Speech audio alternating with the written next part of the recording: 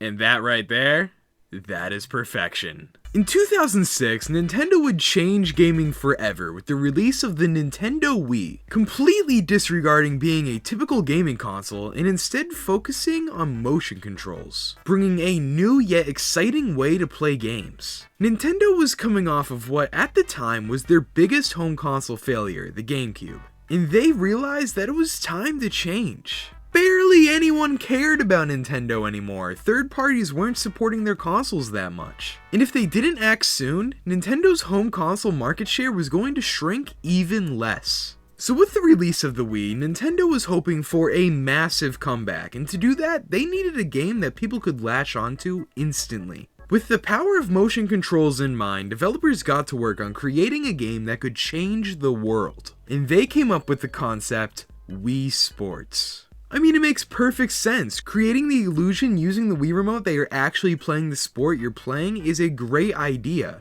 but Nintendo needed more. On the screen, who's going to be the one actually playing? And quickly, Nintendo got to work on what would become Mii. Miis are one of Nintendo's greatest creations of all time, being able to create any avatar that you want, and being able to place it into almost any game you want. Miis and Wii Sports itself instantly became a massive phenomenon. The Wii was a hit, mainly due to the fact that anyone including Grandma could just pick up and play.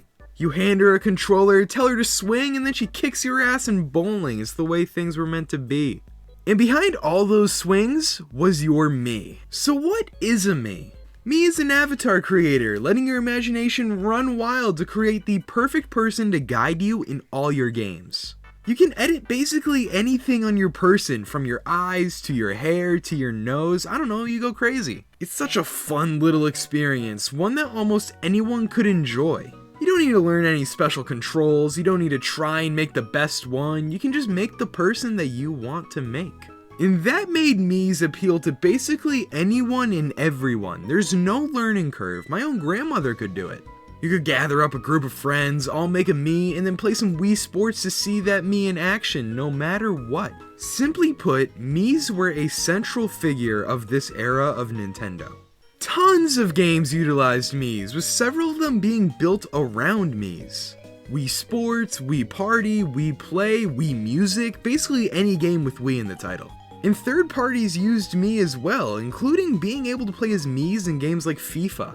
There's no doubt that Miis are some of the most iconic video game characters of all time, and even inspired other companies to copy them. I mean, Xbox made their own versions of Miis called avatars, which are cool, I guess. I don't know, man, it doesn't have the same charm whatsoever. And that's also another area where Miis shine. The charm. These things are adorable, man. The simple design of them really goes a long way in making them feel special. But at the same time, it's not overly simple to the point that you can't make anything cool. I made Peter Griffin. Nintendo saw the success that the Wii had with Miis and decided to expand it even further. The 3DS launched with a Mii Maker, allowing users to make Miis on the go. Hell, Nintendo even started making Mii-specific games for the console, such as Tomodachi Life and Miitopia.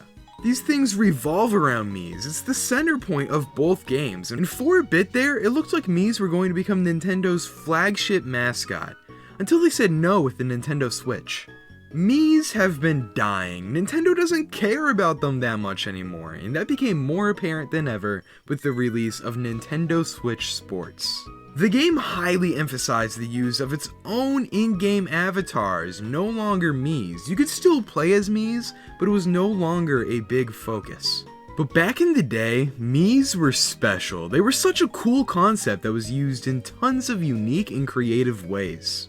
Miis defined what Nintendo was all about during this era. There's no doubt in my mind that without Miis, the Wii wouldn't have performed the way it did. Not even mention the Mii channel. Being able to see all of your Miis interact with each other and walk around was always so cool. Miis are genuinely going to go down as some of the greatest playable characters in all of gaming, and will forever be genius.